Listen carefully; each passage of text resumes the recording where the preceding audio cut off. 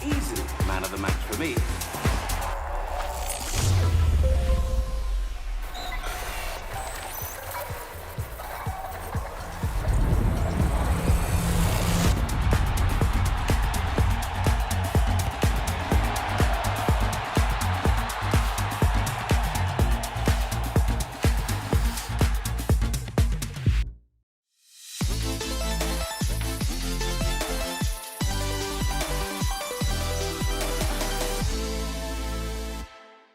Good afternoon, everyone, and good afternoon, chaps. Welcome to the Green Arrow podcast, proudly sponsored by Sorare, the revolutionary new fantasy football game where you can win tickets to a Premier League match by entering and winning our Sorare Premier League mini league. If you enter for free via our exclusive link in the description below, in addition to our standard free cards, you will get a free limited card to enter into your team. We're also now giving away weekly prizes, such as limited cards as well. So jump on, have a go, and see what Sorare is all about. The very, very best of luck. And don't forget, the winner gets a pair of Premier League tickets. Go ahead and join in the fun for absolutely free. On to FPL. Adam, welcome.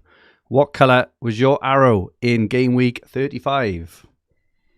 Yeah, it was a red arrow, unfortunately. I'm in a bit of free fall now. I had, I think from game week 26, wildcard territory onwards, I got 8 or 9 green arrows in a row. And the last 2 game weeks, I've gone from 28k to 34k. So it's not a huge drop, but yeah, a little bit frustrating.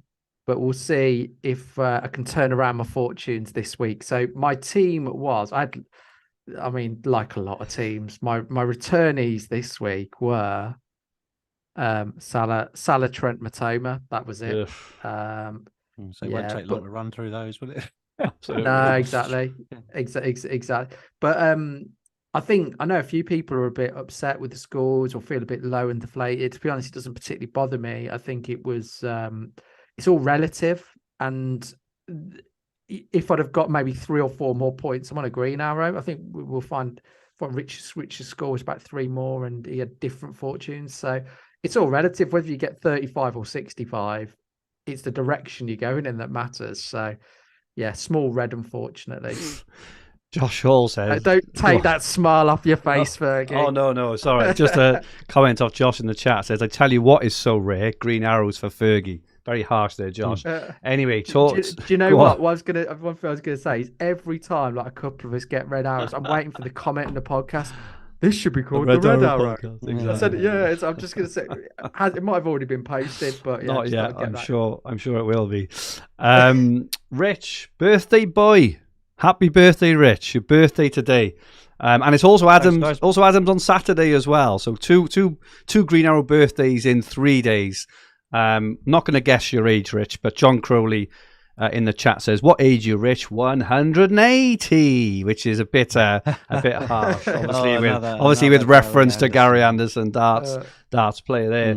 But sorry, Rich, what colour was your arrow for game 35? I've despite a mere week, I've managed a small green. So yeah, only about 150 places, but the greens are green. I'm clinging on like a sheep on the edge of a cliff to the top 10k. Yeah, and you're a poet. It's it's not going to be easy to stay there, but it's good to be at least getting a few places back coming into this week. Similar to Adam, not really much happening. I think the only saving grace was I didn't own a Brighton defender this week, which killed me the previous week with Steele and Estupinan. Last week they were pretty much scoring negative points for their owners, so my lack of Brighton defender was good, and Kepa, 3 points. 3 points was a lot of points last week. Isn't it? So yeah, 38, not too bad. But we move on. It's okay to have a kind of week where everyone scores the same at the moment.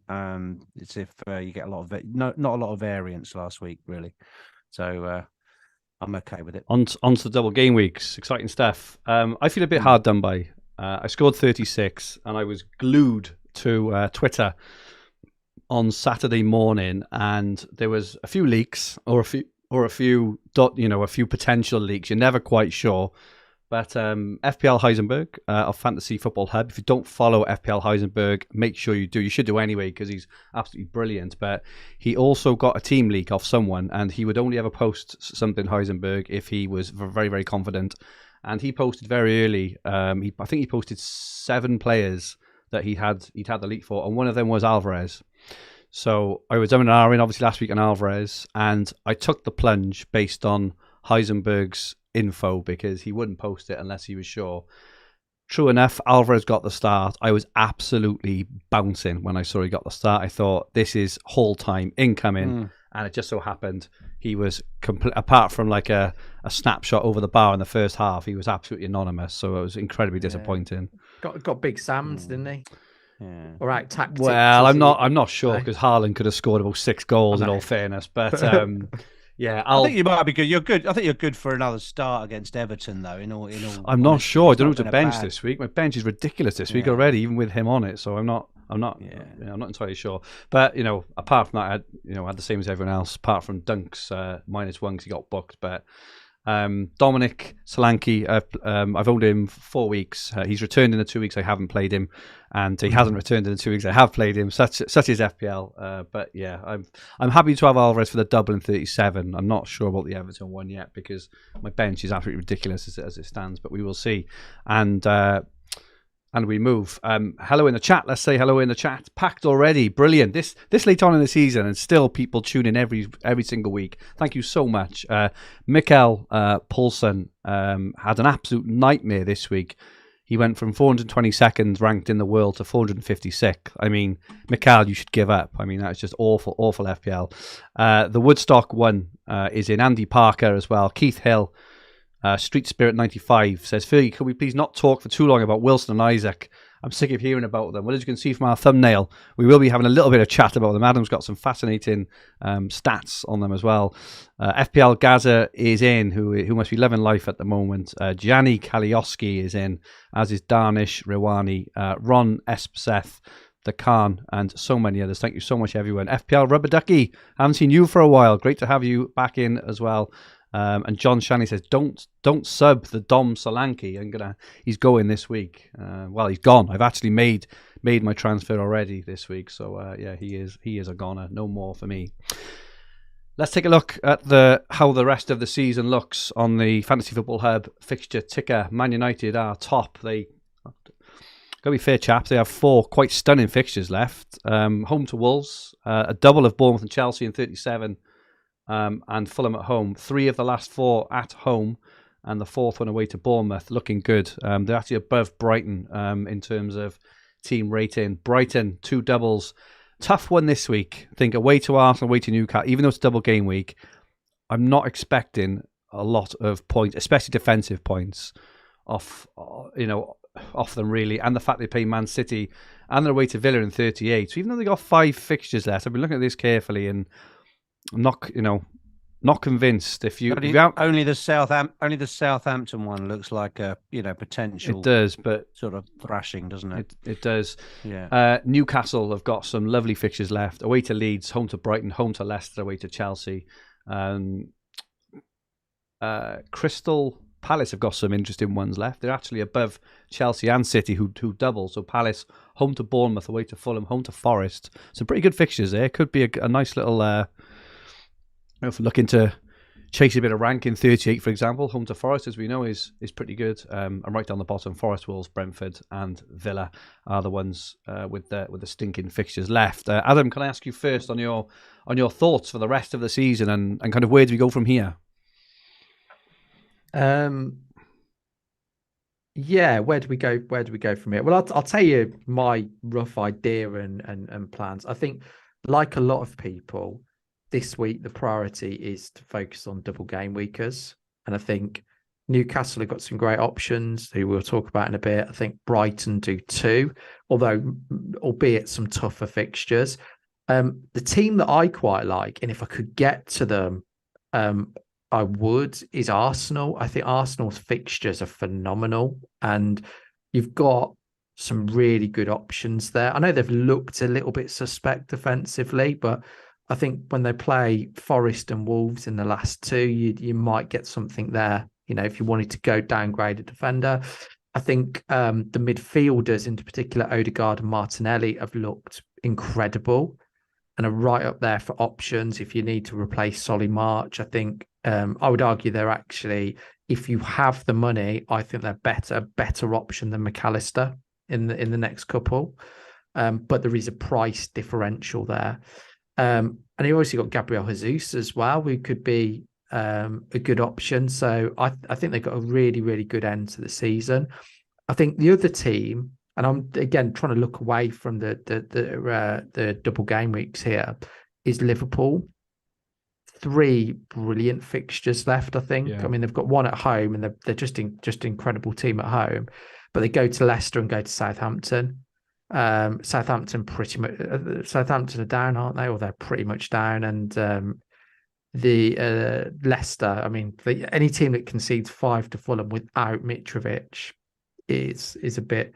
And and I mean, let Everton get about 3 XG against them. I think that you'd worry about them and what Salah and the likes of Gakpo and Jota could do to them. So yeah, that's probably where I would look at the moment. Good stuff. And yourself, Rich? Thoughts on attacking the rest of the season? Yeah, I agree with Adam. I think I'm looking at an Arsenal player.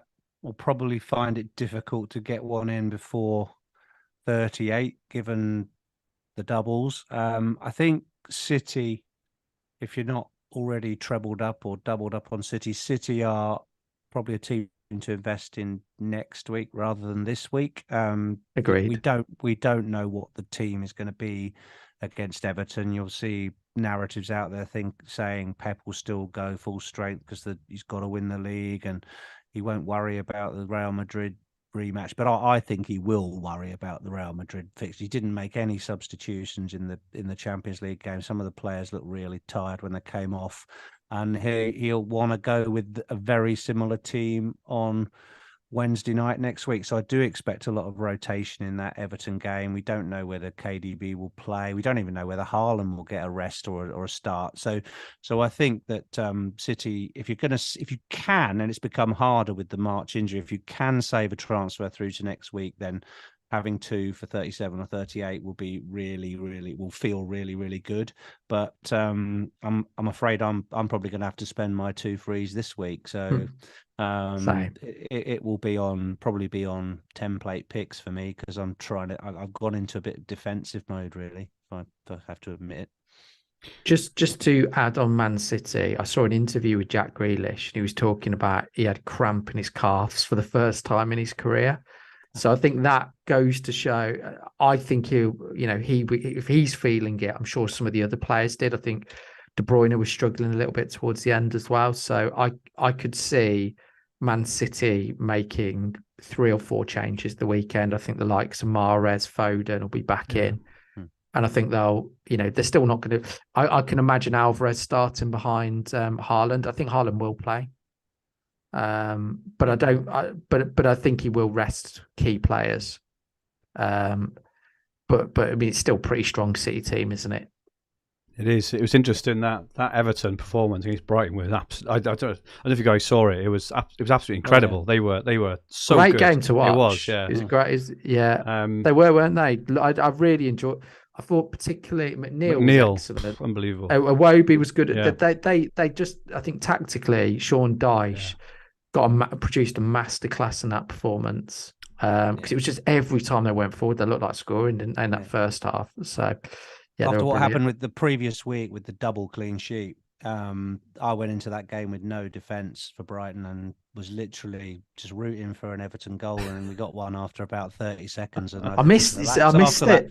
I went to get 5. I went to get a beer out of the fridge, come back, sit in, and I didn't even sit down, and it was 1-0. So yeah, I wonder if that Everton performance will give Pep pause of how far to go with the rotation, because obviously you've got to think now Everton are going to take massive heart from that win and are going to produce a similar performance in terms of intensity anyway against Man City. I don't see it. I think he has to rest players. I think that game against Real Madrid, given the atmosphere there and the players would have been full of adrenaline, they're going to be tight. They're going to be feeling it after that game, physically and mentally. I think the mental exhaustion. So I don't think he changed the whole team, but I can see, particularly in the wide positions and the midfield positions, I think there'll be like at least 4 or 5 changes from the team that started against Real Madrid. And it doesn't necessarily mean it's a weaker team, particularly if you think of the likes of Alvarez, Foden, and Mahrez were benched. You can see all three of those starting against Everton, and it doesn't necessarily make them a weaker prospect. No. Any interest for Chelsea players ahead of home to Forest and a double game week? No. I'll probably play Kepa over Raya, just because I think that Chelsea did well. They couldn't have been any worse, could they? But they at least won their first game in about 3 months at the weekend. They then got a home match against arguably the worst away side in the league. So I still think I'd still play Kepa for the weekend. But yeah, in terms of investing for the double, I mean, absolutely no way. No, transfer's too valuable. Let's take a look at the double game weekers this week, Brighton players, and then we'll look at Newcastle. So these are expected points from Fantasy Football Hub Opta Stats. So these are total expected points for the last 4 game weeks, so 32 to 35, which makes some interesting reading. The top 2, Mac Allister 21.6 points and Mitoma 20.1, are quite far ahead of the others, so I'm pretty glad to own them now. I did the March to Mac Allister switch earlier in the week because I had the exact money, so I had to get it done just in case anyone rose or fell. Astupinan third with 16, and Ciso's an interesting one at 4.6. Who do we think will replace March in the team? Do you think Enciso will get some more minutes now? I don't know if you guys have got any kind of insight on Brighton at all. I think it's quite hard. I think Enciso will get more minutes. I'd be fairly confident of that. But it's hard because of the performance. I don't think necessarily too many players did themselves a lot of credit. So I think you might see, is it Buonanotte, or I can't remember. Buonanotte, yeah. So I mean, he played wide, didn't he, in the first half? That's right. So maybe he'll see a little bit more game time, but I'm not sure. I think he'll use the squad. Yeah. And yeah, I think Enciso will definitely come in and start the weekend. I'd be surprised if he didn't. March was only 14.8, but obviously he's had a couple of rests. Pascal Gross 14, Welbeck 14. Steele's an interesting one. Had a bit of a stinker for the goal. The own goal, and obviously just conceded 5. Do we think there is any risk for his place? Rich, you're nodding gently. Yeah, I don't. Over the 4 games, I think we could see a Sanchez start. I don't think he'll be completely dropped from the team, but I don't think he's as nailed as he was. I mean, any keeper that concedes 5 can get rotated, particularly in a double game week, and so I wouldn't go selling Steele if you've got him. And he's your only doubling keeper. I'd play him. But I think Sanchez could get a game over the next 2 game weeks. Yeah, and Ferguson is down. Yeah. Obviously, he's been injured at 5. But yeah, you want to touch on? Can we talk about him? Please. So he was my mistake transfer from the other week, and we talked quite a bit about how mentally that affected me. But now at least he's back. He played 45 minutes. He forced an incredible save out of Pickford. Yeah, he did. It was like a Gordon Banks type save, wasn't it?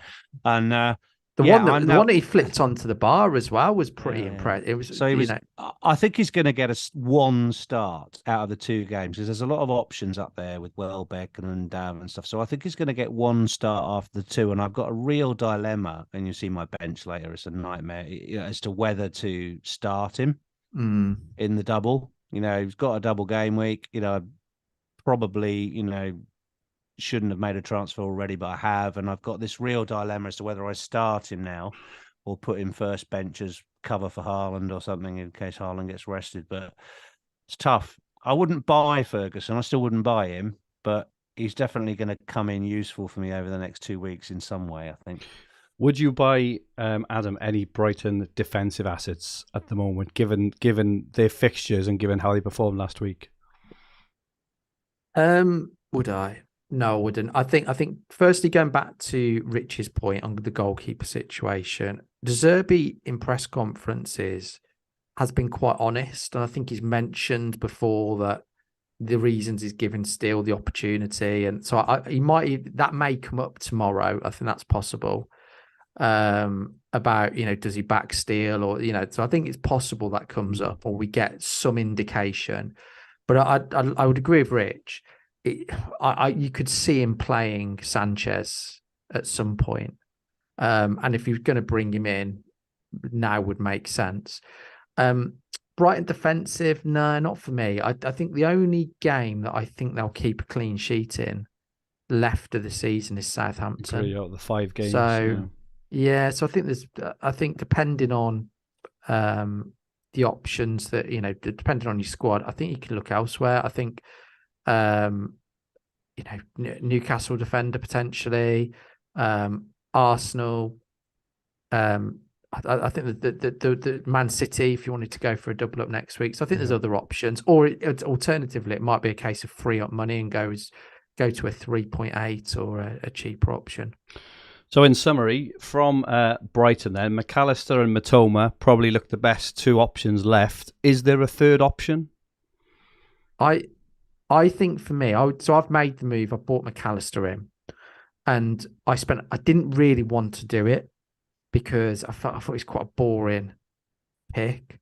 But I did for a number of reasons. I watched the game on Monday, and I thought he looked involved. He had a couple of headers. He had a couple of cracking headers. He was unlucky, wasn't he? He's mastered that sort of flick on type header because he scored one earlier in the season. I think he got an assist, from doing that as well. So he seems to have got that in his locker, particularly from set pieces. Really? So I liked that about him, and I thought, even with the goal, it was lucky, but he was in the right place. I mean, if you're 2 yards out from goal, you're going to get a rebound off the post. So the thing that's made me go Mac Allister is when I've looked at it, for it not to be worthwhile. So he's averaging 4 per match. I think he's averaging about 4.3 points per match. Even just for appearance points in game week 36 and 37, he's going to get 4 points in each of those weeks. Realistically, I know that it's possible he gets, but you would be fairly confident getting at least 4 points. Now, the only players that have got a better, below 7 million that have got more than 4.3 points per match are Odegaard, Martinelli, Almiron, who we're not sure he's going to start for Newcastle, Matoma, who a lot of people have got, and I think he's a better option than Mac Allister, and Solly March. And then the one below is Pascal Gross, who I think is an option as well.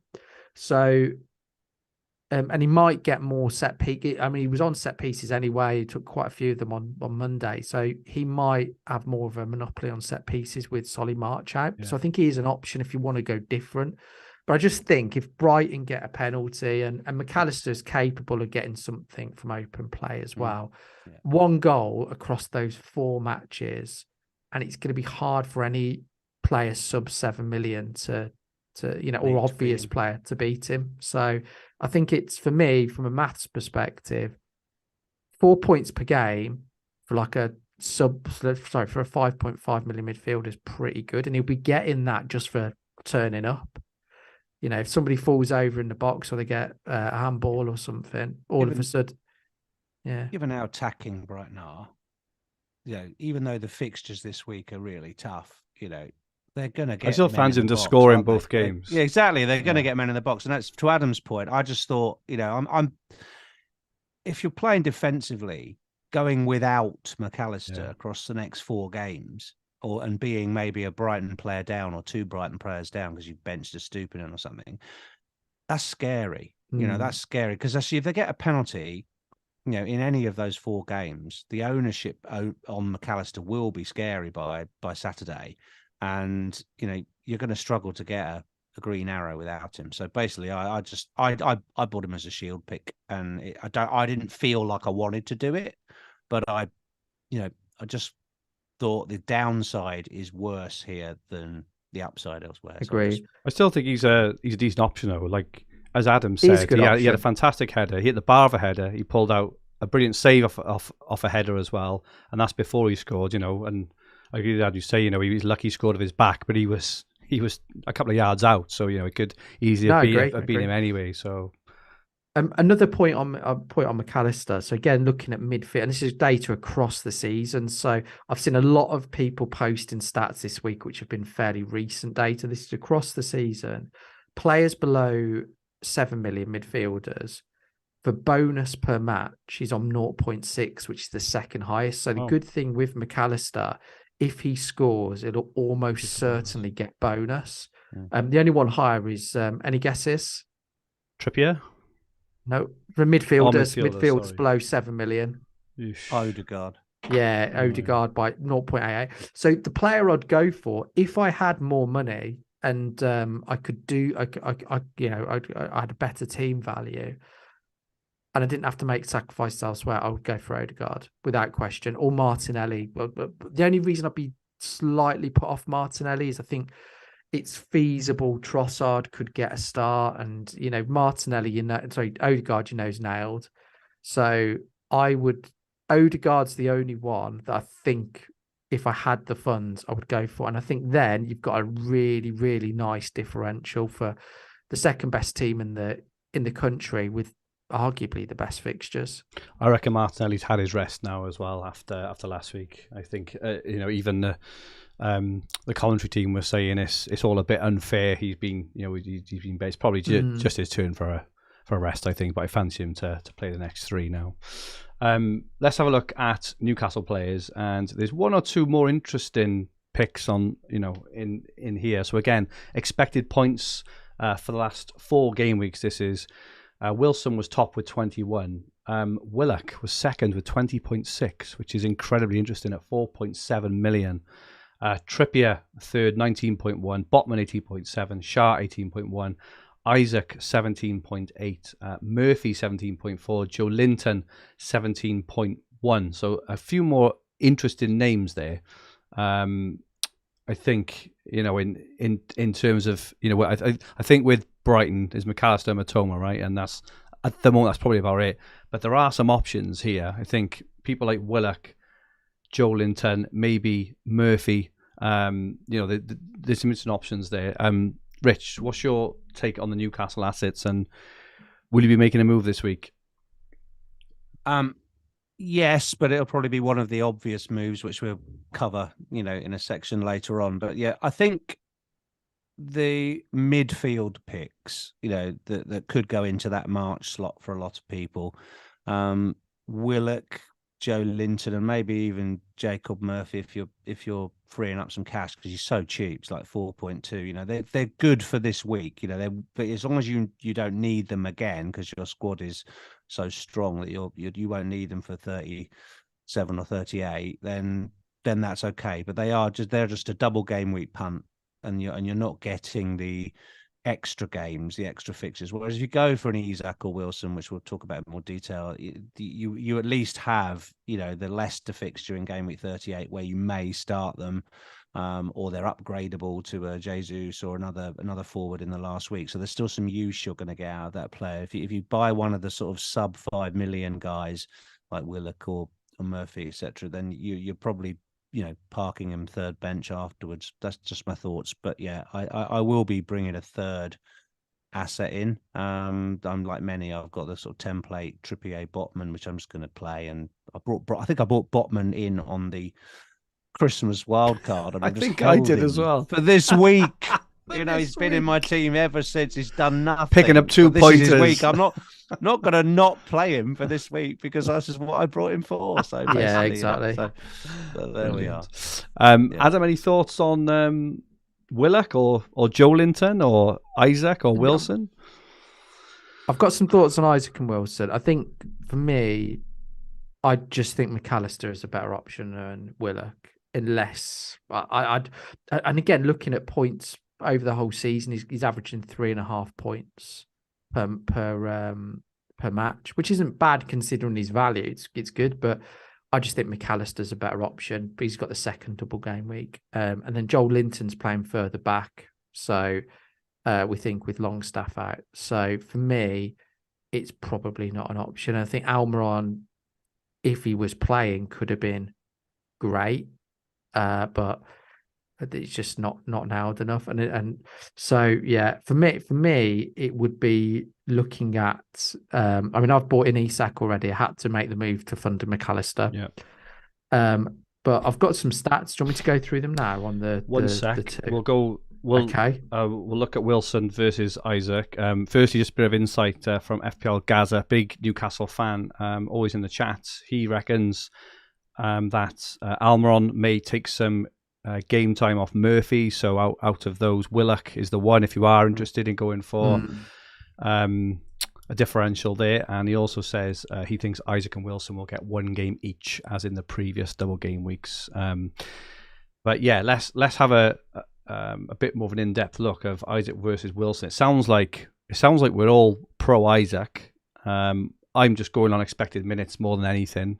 But just a few stats from Fantasy Football Hub. In the last 4 games, Isak has had 2 goals and 1 assist. Callum Wilson's had 5 goals, no assists. Isak has had 8 shots, 2 on target. Wilson has had 11, 7 on target. Isak's 8 shot in the box. Wilson has had 9. Wilson has a far superior XG in that time, 2.54 compared to 0.97 for Isak. Isak does have higher XA of over 1. Isak's had 2 big chances. Wilson's had 5, but Isak has created 2 big chances. Wilson created none.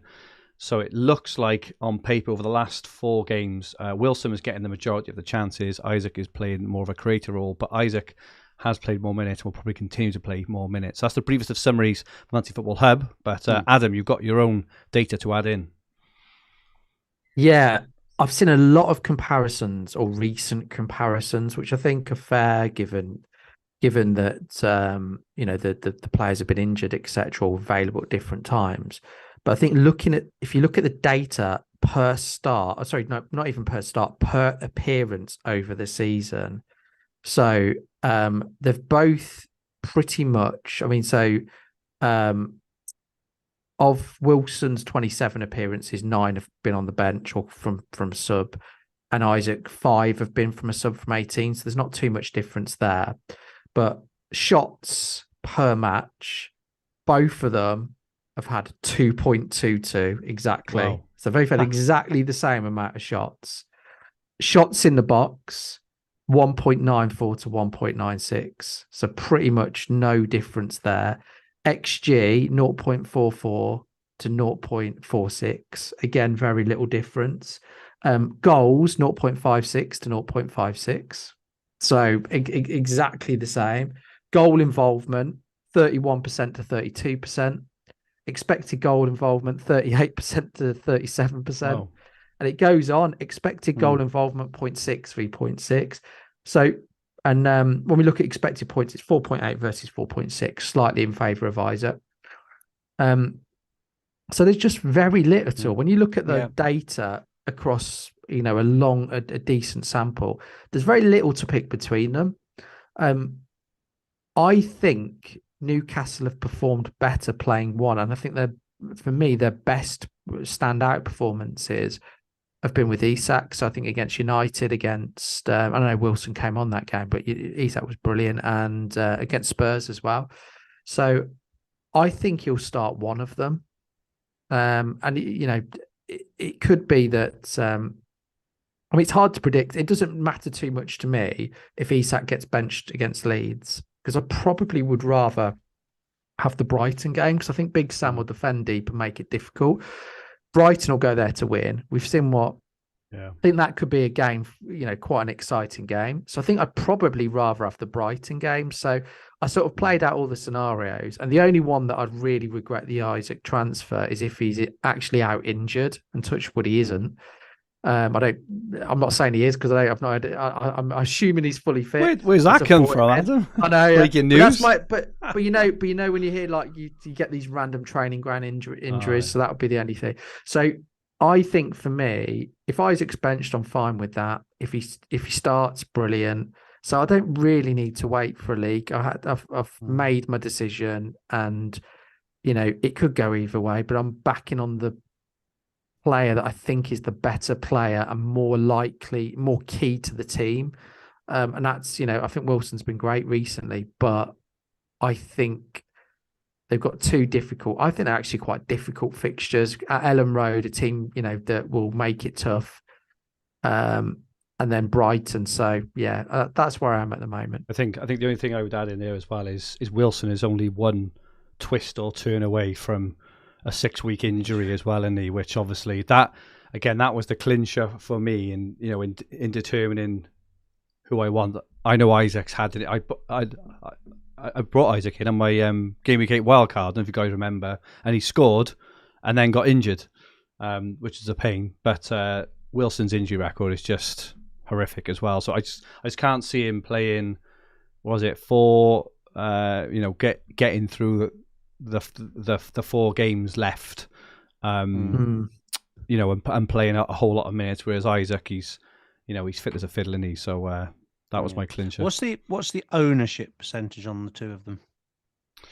That's a good point. So I'll have a look at that now while I'm looking. Rich, any thoughts all I to would add? say is, I mean, this is Adam summarised all the key stats really well. But the key thing here is, your own personal FPL game state. If you're playing it safe and you're trying to preserve a rank and stay at then Isak is a safer pick because he's going to get more X minutes and more overall minutes over the last 4 games. If, however, he's going to be 35-40% owned at least, his effective ownership with his captain could be close to 80-90% at the weekend. If you're chasing, you get Wilson because he's going to be way lower owned, and if he actually creates the variance over Isak, that's how you climb. So you pick the one according to, because they're so close stats wise, you pick the one according to what you want in terms of progress. Are you looking to hold rank and rebuff people below you, or are you looking to gain? In which case you have to take a risk, because if we all got Isak, nothing changes, does it? So correct, yeah. That's what I would say in terms of how to play it. What's your guess, Rich, on the current ownership of both players? Oh, I'd say Isak somewhere in the high 20s, feels like. I haven't looked at anything, and I would say that Wilson is probably below 10. Adam, have you looked at all? That's a No, guess. I haven't. Come on I've got no idea. What's your guess, Adam? I'm probably way off. What's your guess, Adam? Let's have a thing. Don't get it up on the screen. Stop looking. We can see you looking at the screen. What are you doing? Got you on camera. I've got my hub stats on there. I don't know. I would say Isak maybe 20%, and Wilson. I think Wilson could be higher owned because of like the dead teams before the World Cup, so maybe 10%. Well, neither of you get in the mug anyway. Wilson is 9.8%, so you're both roughly around about that. Isak is 12.8%. Only 12.8 at the moment. But that'll change. It will change, but I'd be surprised if you went from 12.8 to like 40%. That's a lot of transfers. But also the ownership stats. I mean, so the ownership stats around your rank you're interested in. It doesn't really matter what overall ownership is not as misleading. Exactly. So I think most people will have one of the two, and I think I agree with what you're saying, Rich. But I think there's other options as well. I think you can bet against both of them.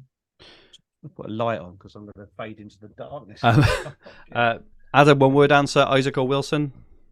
Well, I've got Isak, so I think I'm stuck there. I feel a bit of loyalty to Isak because in my free hit, I benched him for Maddison, and he came off the bench and saved my ass. So I feel I owe him a starting berth for my team. So I think that psychologically has pushed it towards Isak for me. That was not a one-word answer, Adam. Rich, one word answer. Okay. Isak or Wilson? I haven't got a one-word answer. If I'm waiting for a leak. I haven't made the transfer yet. I'm waiting for a leak, so I'm going to do it in the last 10 minutes before the deadline. If Wilson starts and Isak is benched, I'm getting Wilson and captaining him. Wowzers. If any other scenario, i.e. they both play, or Wilson is benched, or whatever, any other scenario, I'm getting Isak. That's my desire. I already know what I'm doing, but if there's a leak and Isak is benched and Wilson starts against Leeds, I'm going to pump Wilson and captain him. Superb. Good stuff. Anyway. Okay, enough about Brighton and Newcastle. Let's have a look quickly just at the rest of the game weeks and the predicted points from game weeks 36 to 38. Surprisingly, Haaland isn't top. and I double checked the underlying stats on this because I was quite surprised. But top of the shop for predicted points for the remaining 3 game weeks is a 7.3 million midfielder. Any guesses, guys? Yeah, I think I saw it posted on Twitter earlier, so I won't ruin it. I'll let Rich go first. Was that Rashford? It is Rashford. Right. He is Rashford, top yeah. for predicted points for the next 3 game weeks till the end of the season. If you haven't got Rashford, you want to get Rashford. 26.7. Haaland just behind, 26.5. Bruno Fernandes third, 25.7. Obviously, that's taken into account Man United's quite fantastic attacking fixtures. They've got 4 fixtures left. They're all really, really good from attacking wise. De Bruyne is fourth at 21.7. Obviously, so the expected minutes on this is incredibly tough to predict. So everyone needs to apply their own layer of discretion in terms of minutes on these, because obviously who knows, right? What's going to happen, especially in this in the Everton game on the weekend. But all being equal, Mr. De Bruyne, 21.7. Isak is 5th overall, interestingly, 20.9. Mahrez, 20.7. Mac Allister, 20.7. Trippier, 20.3. Salah, 20. Mitoma, 19.5. Kane, 19.2. Callum Wilson, 18. So just 2 points behind Isak. That is based, as you can imagine, just on slightly reduced expected minutes. Saka, 17.9. Yeah. Gundogan, who we did give a bit of a shout out last week on the... we kind of skip over him every week, but he is always on the highest predicted points for the game week. He's always up there because he's always there or thereabouts. Adam's favourite person. I'll never forget that, Adam. Yeah. He's on pens as well now. On pens forever on now. Pens. I don't think he'll ever take a penalty again, will he, after that? To be fair, I think he's been taking penalties for Germany. It's not as if he isn't a penalty taker, but yeah, it's quite funny that. I think the one thing I'm quite pleased of is I own 1, 2, 3, 4, 5, 6, 7, 8. I own 7 of the top 10 players there in my team, which is good, but also it's because a lot of those players are quite cheap. It's also incredibly template because every bugger's got them.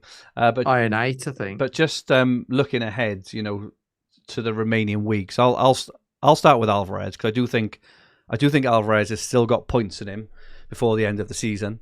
But are there any players or other players who you're kind of eyeing up for the remainder of the season at all? I do wonder if Anthony Martial has got anything to kind of offer as well, potentially just for the quality of fixtures. Obviously, his expected minutes are incredibly low due to his previous performance, but I think he's back now. They have fixture, they're really good fixtures. So I'll still punt on on Alvarez and Martial. But have you guys got anyone else? Rich, anyone you're interested in still for the rest of the season? Yeah, I think I'm kind of hoping that the title is still, close after this weekend. If Arsenal win, which you could say they're favourites to, and City win as well, then you're going into double game week 37 with City needing to get a result in both matches. Yeah, they don't have the luxury of being able to lose a game and therefore rotate the team heavily. That makes a big difference in terms of the certainty of Man City players going into the double game week. So I've got a slot. I think I'll probably look to sell Trippier after this week. And I'll probably, despite loads of disappointment this season, get a City defender in. I don't have a City defender currently. I only have one City player, which is Haaland. And I think, counting on someone like a Diaz, and hoping they get they come out and do the job and get a double clean sheet, that could be worth a lot in a double game. I've been on the wrong end of it with Brighton doing it, and it makes a big difference to rank. So I'm looking at that. I know they don't know you're not going to get defenders featuring on this chart much, but you've got all. If you're an engaged manager, most people's forward 8 is now chock loaded with talent. It's chock loaded with double game weekers. It's the biggest benching dilemma we've ever had, probably this game week. You haven't got someone you really want to offload. Most people are. I'm benching a double game weeker. I think exactly. We're benching double game weekers. We're benching some people have got, I might have to bench Rashford. You've just called him out as the most highest expected points. I've been considering benching him. So getting a forward in or a mid or a forward in is, I haven't got a slot for one. And I don't think I've been playing that well. I think I'm a move or two behind the optimum. So yeah, tough. A City defender, I can't, given people's fortunes. I wasn't even thinking of getting Ederson in next week, but people are just going to go, no, not after what's happened to me. But Matthew Jones got Ederson in last week. Got punished immediately. People are still thinking, oh, it's just going to be this week. This is going to be the week he does incredible. It keeps on failing. But you know what? I feel sorry for Ederson because all the goals he concedes and nothing to do with him. They've all been top quality strikes that he's nowhere near. It just so happens that nearly every team manages to get this one chance, and they just seem to just bang it in the corner, and he's just left stranded. He got absolutely no chance. The goal he conceded against Southampton, I think, and Leicester and Newcastle, was it? I can't. But they've all been spanking goals. You haven't a chance for any of them. But so it's more the Man City defense as a whole with their incredibly low XGC, but they just seem to concede to a wonder goal nearly every week. Is incredible. One move I am thinking about, and it is a little bit more punty, is, and I'd rather do it if I had 2 free transfers next week, is go Salah to De Bruyne, and then maybe look at going back to Salah in the last week. It's using more transfers, but you're getting an extra game. You're buying an extra fixture theoretically if De Bruyne's fit and they're going for the 2 results in game week 37. Big game Kev is big game Kev, and would you rather have 2 De Bruyne fixtures or 1 Salah fixture? Yeah. I think that, and it will free a bit of money up to do something else. So you've got to decide whether or not that's worth the risk. But it's certainly a viable move. A lot of people will do Salah to Fernandes for the same reason. I think that's the one I'm doing in the team. Yeah, because they haven't already got Bruno, so they'll quite easily do that. But if you've already got Fernandes and you want to literally have your entire midfield with a double game week, then Salah to De Bruyne is a move I'm looking at. And if you look, he's 4th on the list there. Salah's actually expected to get less points than De Bruyne in the run-in. So that's one. I'm calling on that move a little bit. Because it was one I'd planned. The Bruno move or the De Bruyne move? The De Bruyne. So I've got Bruno already. So it's the De Bruyne move. I quite like the Chelsea fixture. I mean, I don't think even the Brighton one could be end to end. So they could suit De Bruyne, but I think I want to keep Salah for the duration because I love his fixtures. I mean, he's got Villa at home next week, so we all know if I take him out versus Villa at home, might as well just give him the match ball now. So it's I just and he's got 9 goals and 9. He scored 9 games in a row at home. So yeah, I just think he's hard to sell, and there's no guarantee De Bruyne plays both, particularly if he's been nursing knocks. So that's probably one we revisit next week. I think you'll be taking hits as well there, Rich, because you're probably going to want like an Arsenal player at the end as well. It will. As I said at the beginning, it's a lot easier to make if you've got that extra transfer going into 37 or 38. Because then you're forced to either just get the player you bought in last week back, and you've not really gone any further forward. So it's not transfer efficient at all. But if you're just playing week by week and looking to catch up, it's definitely going to differentiate your team from someone who's just going to sit on Salah or sit on Kane or whatever. So we haven't mentioned Kane for 50 minutes. I don't know whether it's worth mentioning Kane. Where is he on the list? He's about halfway down. Yeah, so 19 points. Still knocking them in every single week. As this predicts him to continue doing. So exactly. 19 points is averaging over a goal every week. The predictor thinks he's going to do still. But he just can't. With his price 11.4, when you've got Mitoma ahead of him at under half his price, and Trippier and Mahrez and Mac Allister and Isak and Rashford all 5, 6, 7 million. It's just so difficult to squeeze him in, isn't it? What a season! These with the last day record though. Yeah, races every year, doesn't he? He does. He does indeed. Yeah, I quite like Kane, and I would consider him the last game of the season, particularly if I did sell Salah for any reason. Because I think you could do maybe Salah to Isak to Kane, Salah to Odegaard, Isak to Kane, or something. Yeah, something. So exactly. You might fancy an extra -4 and get rid of Mac Allister and go double on Arsenal at home. I think something like that. If you're gambling on 2 Arsenal, it could be worth a -4 the last day. But if I'm being honest, outside Arsenal, Liverpool, and Kane, I think City's a lottery. Even next week, I think outside the core players, Mahrez might get one, Foden might get one, Green. It's too difficult to pick. Yeah, and whoever you bring don't make a good side for double game weeks, do they? Because the players are just not nailed. Well, and the problem is as well, whoever you bring in, you're probably going to want for game week 38. So even if they play the double, then they could be benched in 38. So it gives you a problem there. So yeah, I'm probably going to stay away from City next week. I think they'll do well, but I think the points could, other than Haaland, it could be spread out. Good stuff. Let's look at the captain this week then for the double game week 36. Looking at how predicted points, Isak is top 10.8, Trippier 10.2, Wilson third 9.5, then Haaland 8.3. Looking at the poll on fantasyfootballhub.co.uk, Isak gets 54% of the votes, Wilson gets 20%, Haaland gets 9%, Trippier 7%. So both point to Isak. I think all three of us are probably a bit more pro Isak. Adam, where's your armband going? On Isak at the moment, if I wasn't going to captain Isak, I think I would look at.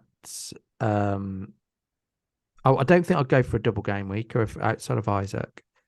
So maybe if he's benched, that'll say he's going to get like 90 plus 30, maybe 120 minutes. So in that case, it could be worth gambling on 90 minutes of Salah versus Leicester. Well, I do quite like that pick. Yeah. I don't think United are firing on all cylinders, so I've got double United attack anyway, so I'll avoid United. The other one I'm considering is Haaland, because it could be one of the few opportunities that Haaland could be a differential captain. So I think he plays, and he can brace in any game. So it's on Isak, but if he doesn't start, that's going to cause me. I might still just keep it with him, but yeah, it's probably Isak, Haaland, or Salah.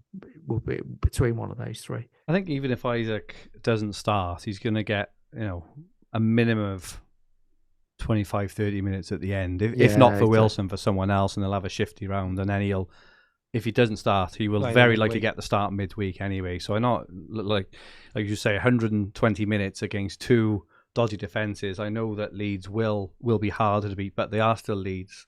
They could have conceded a lot more than the two they conceded against City last week. City missed a lot of chances, and Brighton obviously have just shipped 5 and look a bit all over the shop. So at the back anyway. So fancy Isak. Rich?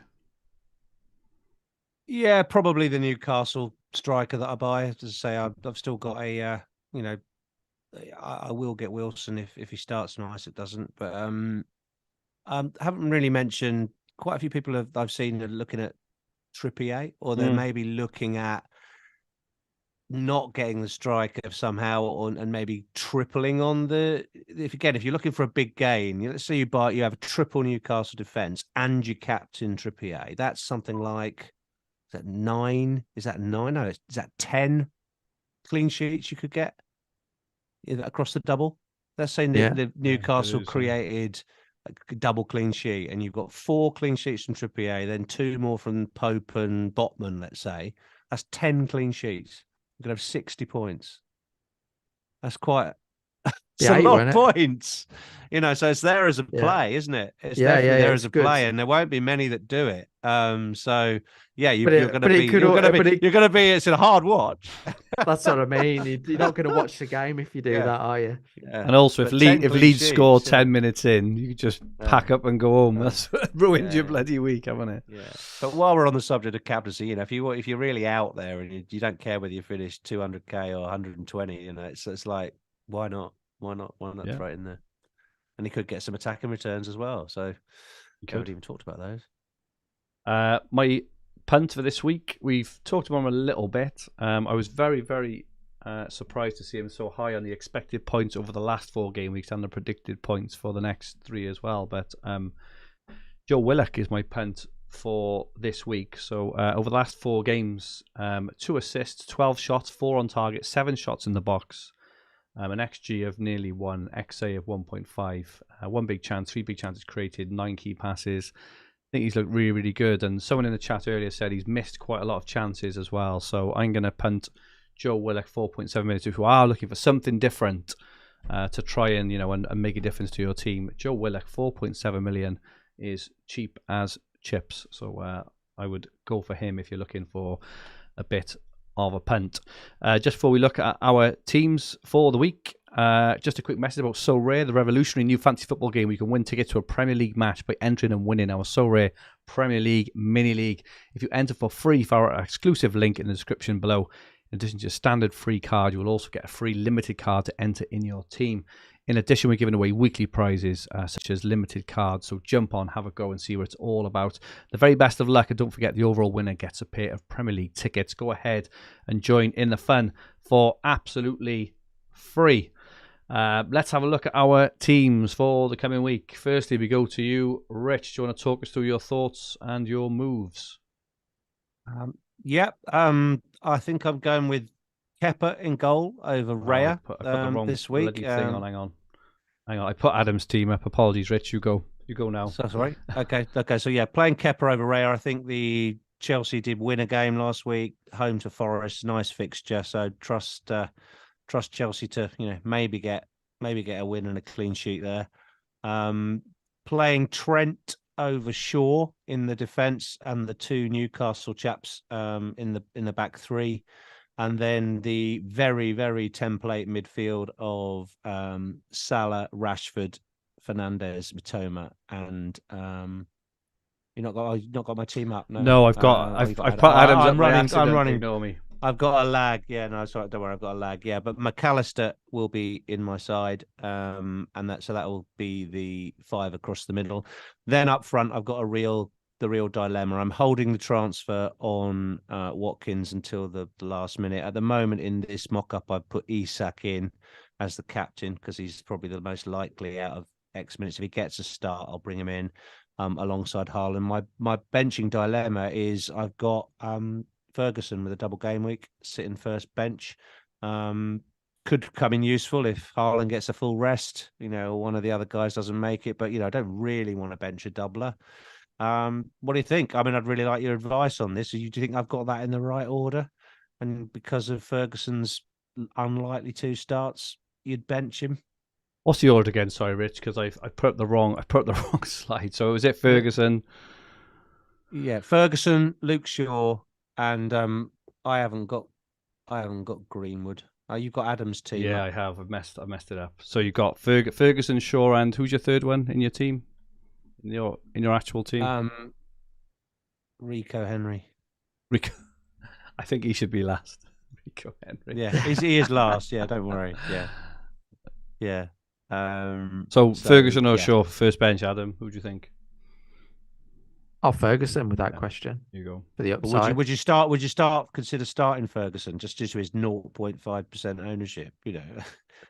So just breaking it down, you're not going to start him ahead of Salah, are you? Or Rashford, or Fernandes. Matoma's got a double game week. You brought Mac Allister in.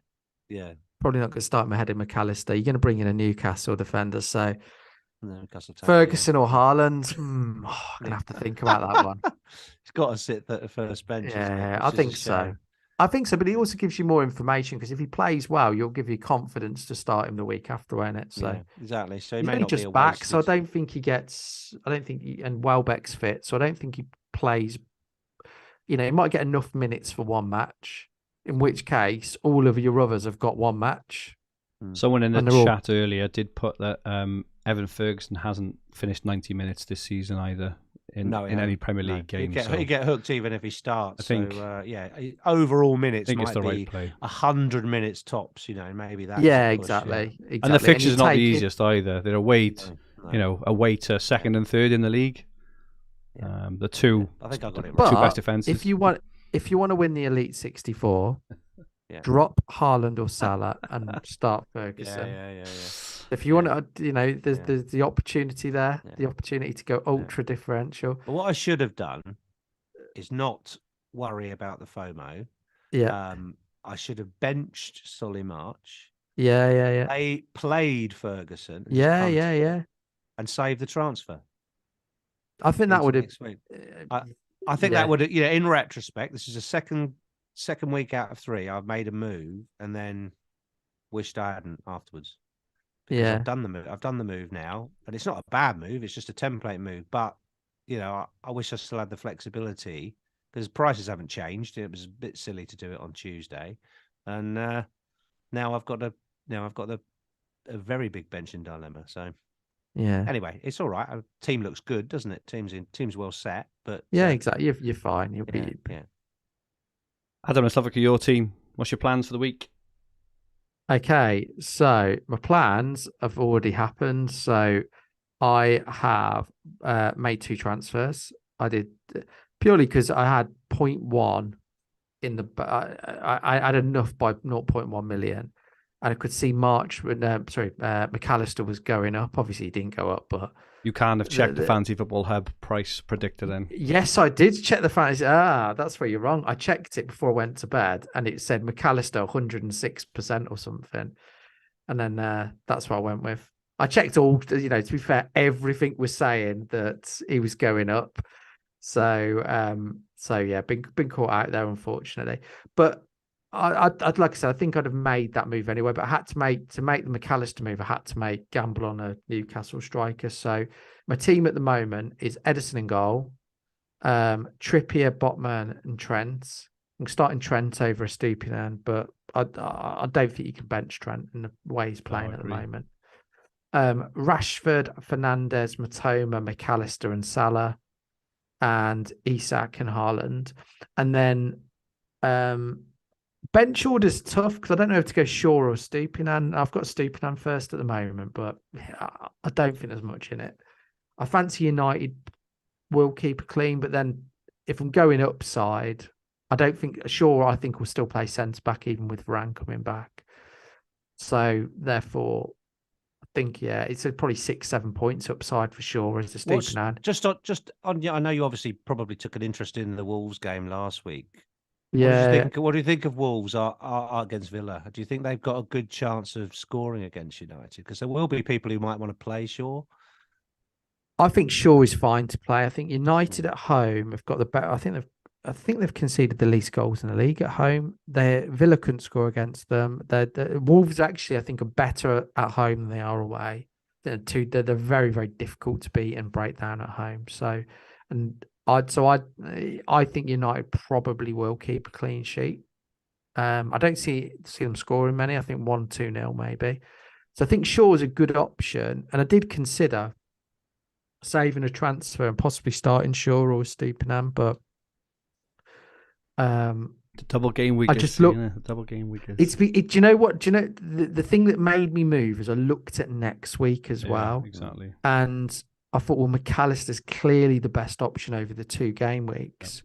So if there were and if I'd have had money and there were alternatives for next week, I would have probably not made the move. So I could have done something, but I couldn't find. I only had 5.5 million, so I couldn't find anyone next week that I quite like. So. Okay, having a quick look at my team. I'll be starting Kepa in goal, Trippier, Botman, Trent. At the moment, I've got Dunk in my team, but I do think I'm going to start Martinelli ahead of Dunk after some thought. Definitely. Mac Allister, Mitoma, Salah, Rashford. I've also done the Isak move.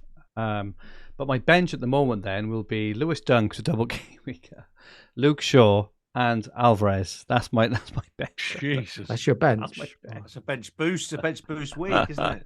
So really tough. But again, it's kind of what you said, Adam. I'm not going to not play Trippier, Botman, Trent, Mac Allister, Mitoma, Salah, Rashford, Isak, or Haaland. So the only player I can take out is Dunk for Martinelli. I think I have to play Martinelli over Alvarez because I think Martinelli is guaranteed to start. And then I'm benching Shaw, Alvarez, and Lewis Dunk. So, but I would say I'm quite happy because I do feel next week when Man City have the double, this is partly why I went for Alvarez last week as well. I do think Alvarez, he gets lots of minutes, so I'm happy to play him in a double. You could still play a part in your season, Fergie. Definitely, he still could. He was. Yeah. It could be one of those where I was punting him really early on. I think I brought him in my game week 2 or game week 3. No, I think I started in game week 1, didn't I? And he could eventually bring me the goods in game week 37 or 38. You never know. I've got a thought here, mate. I very much almost bought Alvarez last week. It's only because I didn't get confirmation that he was going to start beforehand. You know, I got confirmation on one or two others, but I didn't get or I don't think even Heisenberg trusted his own league until afterwards. But yeah, I didn't get confirmation on Alvarez. If I owned Alvarez, I think I'd start him against Everton because I think he's very, very likely to get a game given the Champions League situation. Well, I'd who could I possibly bench there? Put Martinelli and Dunk on the bench. I don't think you can bench Martinelli. I agree. I do actually agree with you, Rich. I'm just gonna have a look. Let's have a look at your team again, Fergie. Let's have a look. It's start Martinelli or Alvarez now is the thing really. There's no way I'm benching anyone else. I can't bench Mac Allister, Matoma, Salah, Rashford, or Haaland, or Isak. So it's start either Martinelli or Alvarez. Tough one. I think it has to be Martinelli. Such a low ownership pick. If Alvarez, Martinelli is now as well. In all fairness, around my rank, Do you know this is going to be unpopular? Do you know who I'd bench out of all of those? Mac Allister.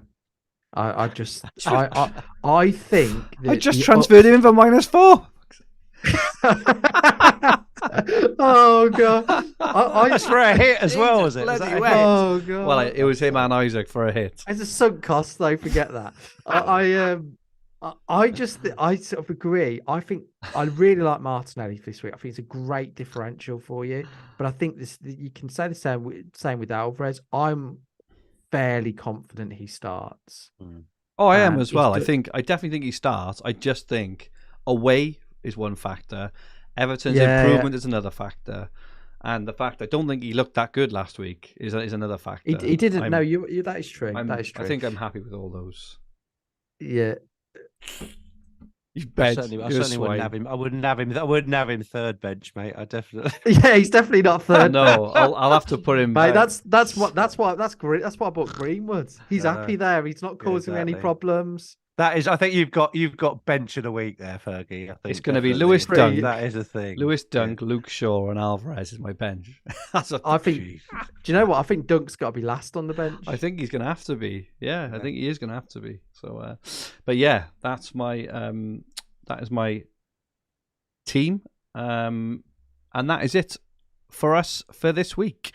Thank you so much to everyone who joined in the chat. Those who will watch it back and those listening on the podcast versions, your support, as usual, is very, very much appreciated. Thank you so much for everyone in the chat for, again, bringing a lot of fun and a lot of insight and interest into the chat. It's much appreciated. Just a reminder, our My Team feature that shares your personalised recommended transfers every week, specifically for your team using artificial intelligence, is live. fantasyfootballhub.co.uk and is free for 7 days for all to use. Give it a go. It's an absolutely brilliant tool. Members also get access to Ben Crellin's exclusive transfer planner, the two best FPL tools combined and free for 7 days. We also have double game week guides, best wildcard teams, and everything else you can possibly ask for at fantasyfootballhub.co.uk. Check it out. A couple in the chat saying Alvarez is going to come back to me. Absolutely. Connor Mann is benching Mahrez as well, asking for trouble. I think I'd start Mahrez ahead of Alvarez. Oh, Mahrez is probably my first name on the team. Yeah, this week, I think so. I agree. Who likes chatting about FPL? We all do. If you do like chatting FPL, we also have a Discord server. The link is below in the description. Come in, absolutely free. Come and chat everything fantasy football, 24/7 chat. Come and join in. It's really good fun. Adam, thank you so much for joining me. Where can people get hold of you? At Hopta Stats on Twitter. And have a great birthday on Saturday. Thank you very much. Hopefully we'll do when Villa beat Spurs. Landmark landmark birthday next year is the clue Next there for year, Adams. Rich, hope you have had and continue to have a fantastic birthday today. Where can people get hold of you? Apart from in the pub later. Yeah, apart from the pub in 10 minutes. Yeah, exactly. Absolutely. Yeah. And don't forget, you can get Rich's exclusive team reveal at fantasyfootballhub.co.uk every week, where he updates it ahead of the deadline to say what he's doing. My handle on Twitter is at FFH_Fergie. So this podcast and video will be on the Fantasy Football Hub YouTube channel, with the podcast versions available on all major podcast platforms. If you liked what you watched, please press the like button. Remember to subscribe to the channel in the bottom right-hand corner of the screen if you haven't already. If you enjoyed your listen, please rate the podcast and leave a comment. You can leave us 5 stars if you want on a comment. It would be much, much appreciated. We will be back next week for our penultimate episode of the season, as we look ahead to double game week 37. In the meantime, the very best of luck for double game week 36. And may all your arrows be green. Good night all.